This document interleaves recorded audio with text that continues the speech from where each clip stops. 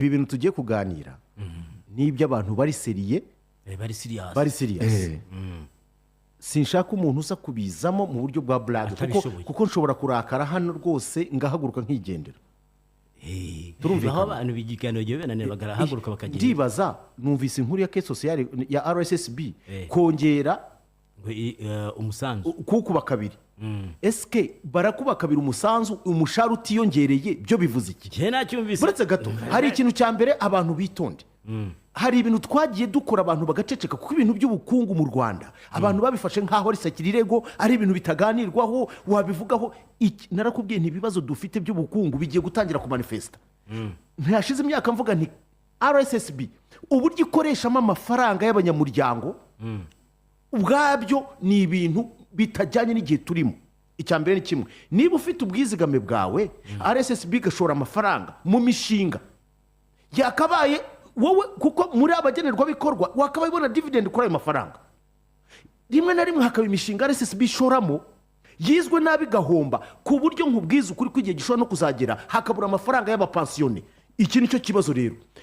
nibaze babe clair inteko ishinga amategeko igire gutumiza RSSB ikayibaza impamvu ishobora kuva ko igiye gukuba twumvikana ongera usome iyo nkuru neza kugira ngo abantu babyumve ibi biraba abantu bose bagaceceka no we cannot allow this thing to happen like this none murabagira mute iki ni igihugu cyacu iyi ni issue ikomeye niba ari uko bigenze rero leta nikubira abakozi bose umushahara kuko kuvuga ngo hagiye kwikuba already umushahara nica ntikije muri iki gihe ibi ndabivuga mvugira abakozi cyane cyane abakozi ba leta n'abakozi mu bigo byigenga sibyo anje mutabaruka uko biri kose hari umusanzu umukoresha gutangira hari nuva mu mushahara wawe yego barabikubye umushahara wawe ntiwiyongereye kandi urebye ku isoko ubushize naravuze nuko rimwe na rimwe iyo tuvuga ibintu by'ubukungu abantu benshi basigaye barangiritse barikundira byacitse barikunda ibintu byaba ritazari n'ibindi nk'ibyo ariko issues nk'izi ngizi ziri pressing usanga abantu bake aribo bafata umwanya wo kugira ngo bavuge kuri ibi bintu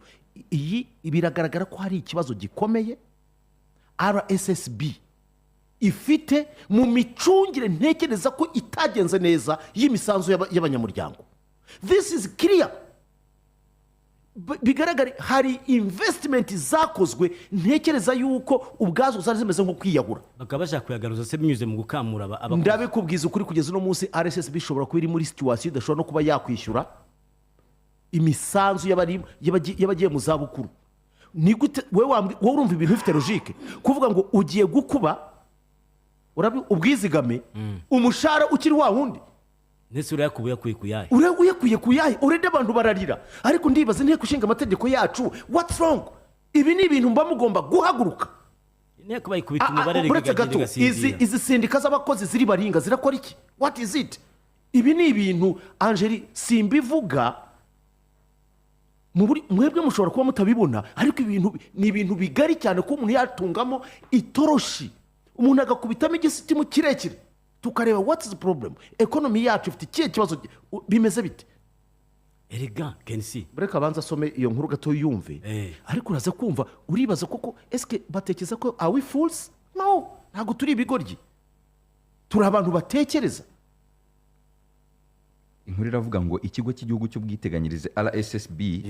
cyatangaje ko guhera muri Mutarama mu mwaka wa 2025 amafaranga y'umusanzu w'ubwiteganyirize abakozi ba leta bajyaga bishyura azikuba kabiri n'abakozi bose saba leta gusirega n'abakozi iyo uvuze gutyo ntago ari abakozi ba leta n'abakozi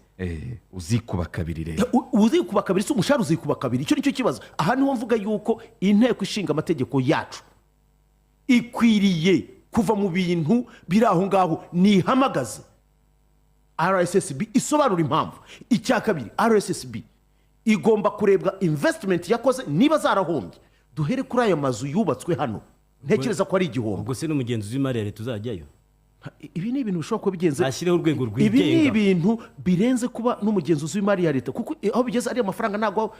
ari bashireho urwego rwigenga tukajya kubakorera audit Angeli nje navuze ibintu abantu hano baranseka ndavuga nti hari ibintu tuye dukora muri economy yacu twishuka